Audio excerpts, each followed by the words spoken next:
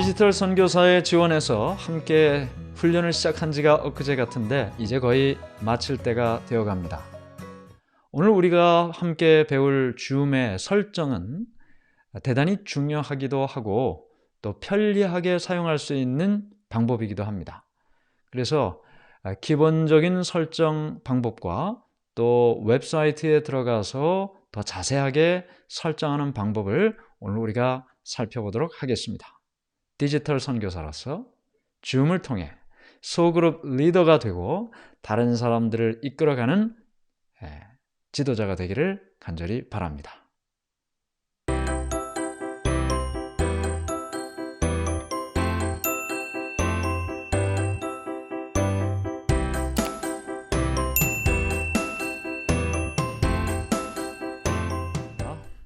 여러분들이 줌을 여시면 이것이 제일 먼저 나오는 화면이죠.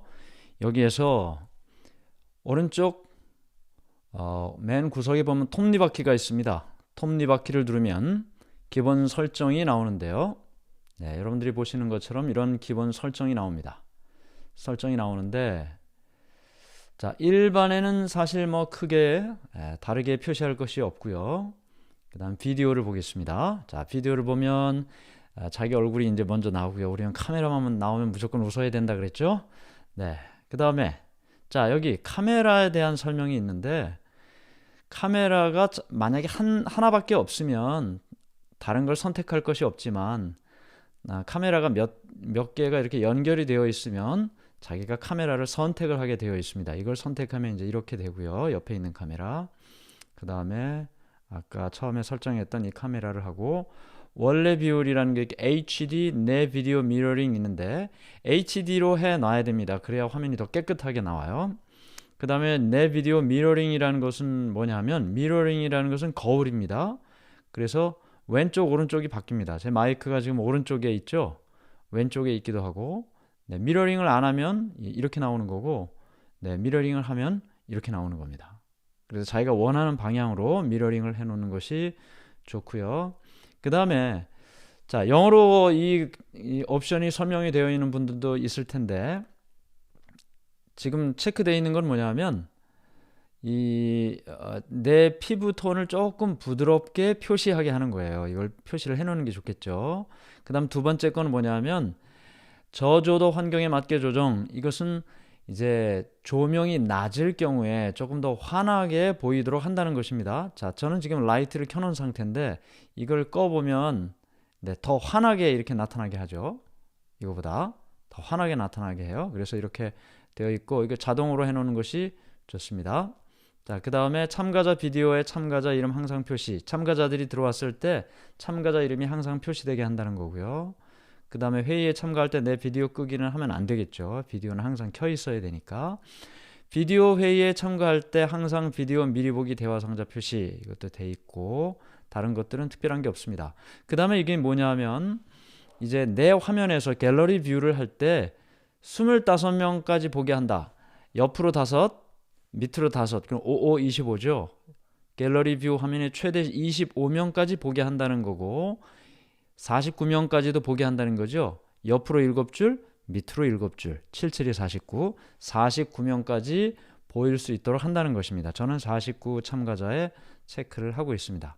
네, 이렇게 기본적인 몇 가지를 설정을 해 놓는 것이 필요하고요. 그 다음에 오디오로 가보겠습니다.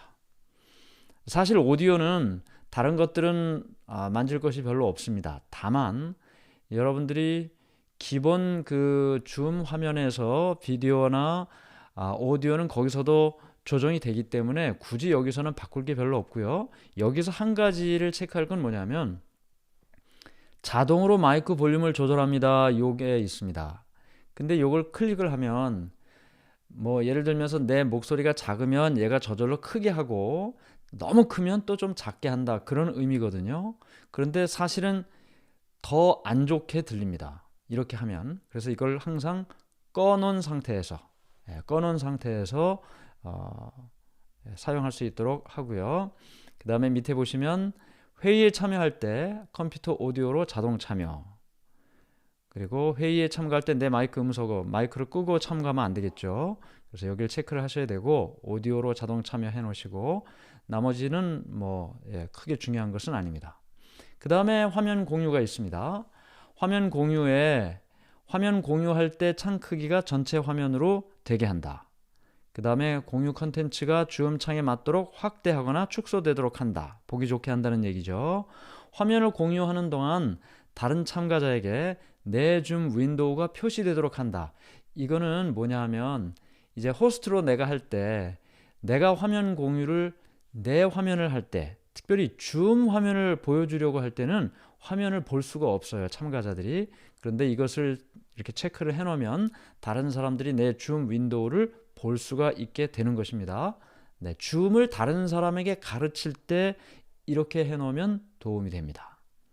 네, 그 다음에 다른 거는 특별히 중요한 게 없고요. 채팅은 이제 채팅에 대한 내용인데 다른 거 여러분들이 특별히 고칠 것이 별로 없습니다. 기본적으로 되어 있는 걸 그대로 사용하시면 되고요. 자, 이건 이제 버추얼 백그라운드에 관한 건데, 자, 여기 보면 이제 샘플로 여기 와 있는 게 있을 거고, 이것도 역시 기본 설정할 때 다 볼 수가 있기 때문에, 또 우리가 한번 다 보았기 때문에 생략하도록 하겠습니다. 녹화는 회의를 마쳐야 이게 컨버트가 돼서 이제 저장이 되죠. 그래서 여기 보면 저장 위치를 여기서 바꿀 수도 있어요. 바꿀 수도 있고, 그리고 다양한 여러 가지 옵션이 있는데 특별히 여러분들이 바꿀 것은 없습니다. 그리고 그 밑에 있는 것들은 거의 중요한 것이 아닙니다. 이제 여기까지가 이제 기본 설정에 관련된 것입니다. 일반 비디오, 오디오 화면 공유, 또 배경 및 필터, 여기까지가 기본적으로 우리가 체크해야 될 부분이고, 이것보다 더 많은 설정은 여기로 들어갑니다. 더 많은 설정 보기라고 있죠. 네, 이거를 클릭하면 자, 이렇게 로그인을 하라고 나옵니다. 로그인을 하라고 나와요. 그러면 로그인을 해야 되겠죠.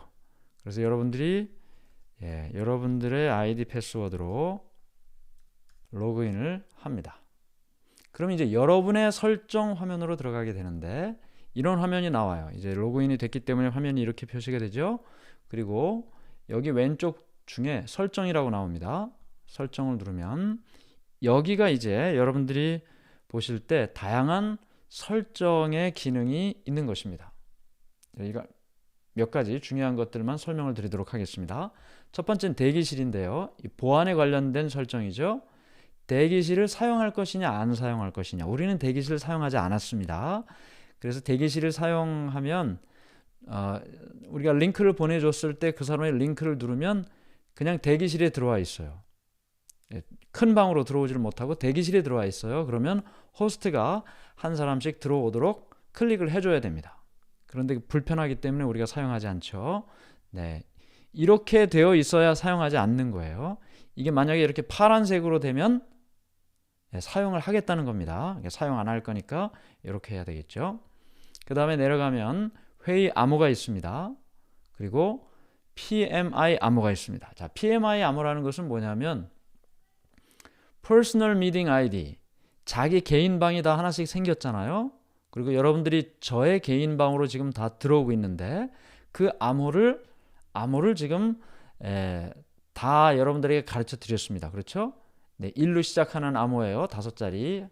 그것을 여기서 만들 수가 있어요. 네, 여기 이렇게 나오죠. 그래서 1, 2, 3, 4, 5를 뭐 2, 3, 4, 5, 6으로 해도 되고 6, 7 이렇게 가도 되고 저장하면 이것이 되는 겁니다. 그런데 우리가 지금 계속 이걸 사용했기 때문에 이렇게 하고 보이게 할 수도 있고 안 보이게 할 수도 있고.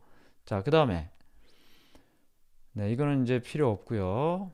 자, 한 번만 클릭해서 참가할 수 있도록 초대 링크에 암호를 내장합니다. 이거 이제 사용한다 그랬어요.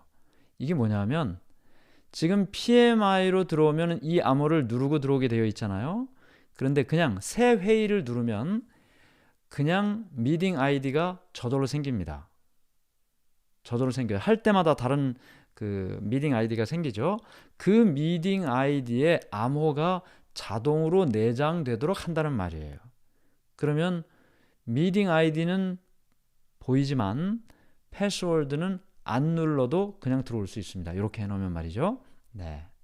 자, 그 다음에 쭉 또 내려와서 자, 회의 예약할 때의 설정입니다. 호스트 비디오를 켠 상태에서 회의 시작한다. 이렇게 해놔야 되겠죠? 네, 비디오는 무조건 다 켜져 있어야 됩니다. 그 다음에 호스트 전 참가라는 것이 있어요. 예를 들어서 내가 7시 30분에 회의를 예약을 했다. 그러면 제가 호스트잖아요. 그럼 제가 7시 15분에 들어갔어요. 그런데 다른 분들은 7시부터 들어와 있어요. 그렇게 하려면 이렇게 파란색으로 해놔야 됩니다. 이거를. 내가 호스트가 들어오기 전에 다른 참가자가 들어올 수 있도록 문을 열어놓으려면 이렇게 파란색을 해놔야 된다는 거죠. 이걸 만약에 이렇게 회색으로 해놓으면 못 들어옵니다. 호스트가 들어온 다음부터 참가자가 들어올 수 있는 거예요. 그러나 이렇게 해놓으면 참가자가 아무 때나 들어올 수 있는 겁니다. 호스트 없을 때도. 그렇죠? 그래서 어떤 분들은 아침부터 또 어떤 분은 저녁에도 지금 이제 제 미팅 아이디에 여러분들이 다 들어오셔서 자유롭게 연습도 하고 그렇게 하신 거죠. 왜냐하면 제가 들어가지 않아도 여러분이 들어갈 수 있게 해놨기 때문에. 그래서 이렇게 해놓는 것이 편합니다. 그 다음에 개인 회의 아이디 활성화. 그 퍼스널 미팅 아이디를 사용할 수 있도록 이렇게 해놔야 되는 거죠. 그래야 사용할 수 있으니까요. 회의를 예약할 때 이걸 사용하겠느냐? 그렇게 사용하겠다. PMI로 사용하겠다. 이렇게 해놓고요.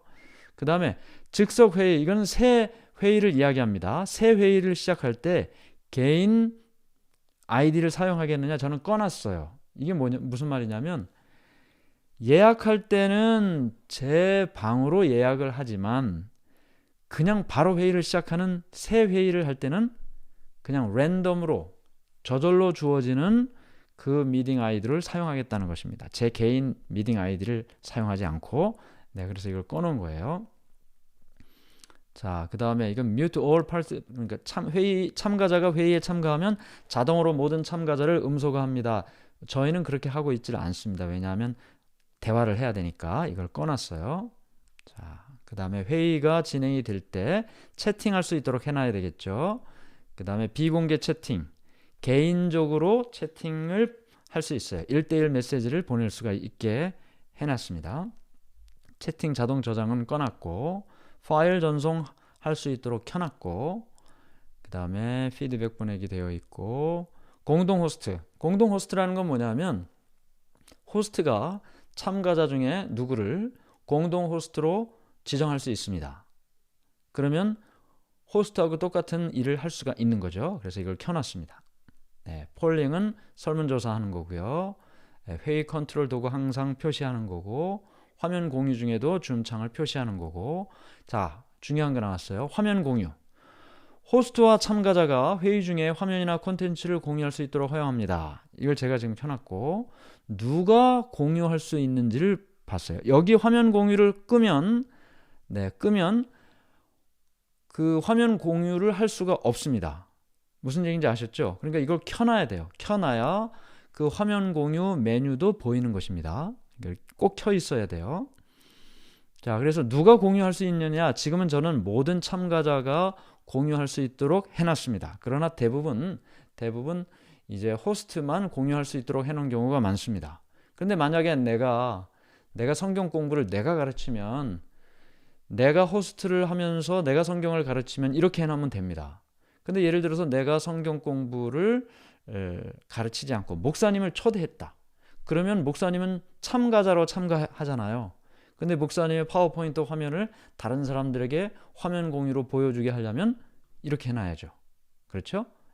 모든 참가자가 공유할 수 있도록 해놔야 참가자로 참가한 목사님이 이제 다른 사람들에게 보여줄 수가 있는 것입니다. 그 다음에 주석이라는 건 저희가 공부하지 않았는데, 이것은 주로 호스트가 파워포인트 화면에 밑줄도 긋고 동그라미도 치고 하는 걸 주석이라 그래요. 그것을 사용할 수 있도록 하겠다는 것을 체크해 놓은 것입니다. 자, 화이트보드. 우리 배웠죠? 호스트와 참가자가 회의 중 화이트보드를 공유하도록 허용한다. 다른 사람들도 다 볼 수 있도록 켜놔야 되는 것이죠. 또 저장도 할 수 있도록 해놨습니다. 자, 원격 제어 이거 다 안 했고요. 반응, 그 박수 치는 것도 있고 뭐 웃는 모습도 있고 하트도 있고 그런 거 있죠. 그걸 사용하려면 이렇게 해놔야 됩니다. 자, 제거된 참가자가 다시 참가하도록 허용한다. 이게 참 중요한데요. 어떤 경우에는 이 중간에 나가도록 이렇게 하는 경우가 있어요. 네, 꺼야 되는 경우가 있어요. 그분을 나가게. 왜냐하면 그분이 나가는 걸 못하니까. 그런데 다시 그분을 들어오게 해야 될 때, 그러려면 이렇게 켜놔야 됩니다. 제거된 참가자가 다시 참가하도록 허용해요. 이걸 안 켜놓으면 내가 그분을 제거했으면, 나가게 했으면 다시 들어오게 못하는 거예요. 그러니까 이거를 해놓는 것이 안전합니다. 참가자가 이름을 바꾸도록 허용. 네, 다 명찰이 붙어 있지 않습니까? 그 이름을 스스로 바꿀 수 있도록 허용을 눌러줘야 상대방들이, 참가자들이 다 이름을 바꿀 수 있습니다. 자, 그 다음에 고급에서 다른 것보다도 소회의실이 중요하죠. 소회의실을 켜놔야 메뉴에 소회의실 기능이 보입니다. 네, 중요한 거죠. 자, 나머지는 그렇게 중요한 것이 없습니다. 가상 배경 이미지 여기 있네요. 네, 가상 배경 이미지도 켜놔야 이렇게 보입니다. 네. 자, 가상 배경 이미지, 비디오 필터 또 새로 추가된 기능이죠. 네, 여러 비디오 필터도 켜놔야 사용할 수가 있습니다. 여기서 이런 식으로 해놔야 되고, 그 다음 마지막으로 우리가 배우진 않았지만 유튜브나 페이스북에 방송을 라이브 스트리밍을 허용합니다를 해놓으면 이제 다른 여러 과정을 통해서 유튜브나 페이스북에 생방송으로 줌 미팅을 내보낼 수 있습니다. 네, 이건 저희가 배우지는 않았어요. 네, 그 다음에 이제 다른 것들은 중요한 것이 없습니다. 자, 그래서 전체적으로 중요한 내용들을 저희가 쭉 살펴봤는데, 사실은 여러분들이 찬찬히 한 번씩 읽어보시면은 다 이해가 되는 내용으로 기록이 되어 있습니다. 그리고 아까 말씀드린 것처럼 이 웹사이트에 들어오기 전에 이미 이 화면에서 다양한 설정이 이미 이루어져 있습니다. 그렇죠? 여기서 이미 설정이 이루어져 있어요. 그리고 여기에서보다 더 많이 하기 위해서 아까 더 많은 설정 보기로 해서 웹사이트로 들어가는 것입니다. 물론 이 화면에서 여러분들이 이 화면에서 여기서도 오디오도 여기서 정할 수 있어요. 그렇죠? 정할 수 있어요. 보겠습니다. 여기서 오디오, 마이크는 항상 오디오가 문제가 많이 되죠. 내가 사용하는 이어폰을 꼈다든지 내가 사용하는 마이크를 여기서 정확하게 지정을 해줘야 내 소리가 다른 사람한테 나갑니다. 그 다음에 스피커, 역시 마찬가지죠. 이어폰을 꼈는데 이어폰이 소리가 안 들려요. 정확하게 스피커를 이어폰 스피커로 여기서 설정을 해줘야 되는 것입니다. 그래야만 말하는 것이 다른 사람한테 들리고 다른 사람이 말하는 것이 내게 들릴 수가 있는 거죠. 여기서 역시 카메라도 여기서 선택을 해줘야 됩니다. 이게 다 설정에 들어가는 거니까요. 그래서 기본 설정을 이 화면에서 하고, 그 다음에 더 이제 나머지 설정을 또 여기서 하고, 그 다음에 더 많은 고급 설정은 이렇게 웹사이트에 들어가서 한다 라는 사실을 우리가 오늘 살펴봤습니다. 네, 오늘 이 줌 강의 마지막 영상입니다. 설정까지 배웠는데요. 사실 이 뒷부분 내용이 조금 어려울 수 있었습니다. 그러나 여러분들이 이 영상을 반복해서 보심으로 디지털 선교사로서 모두 전문가가 되시기를 바랍니다.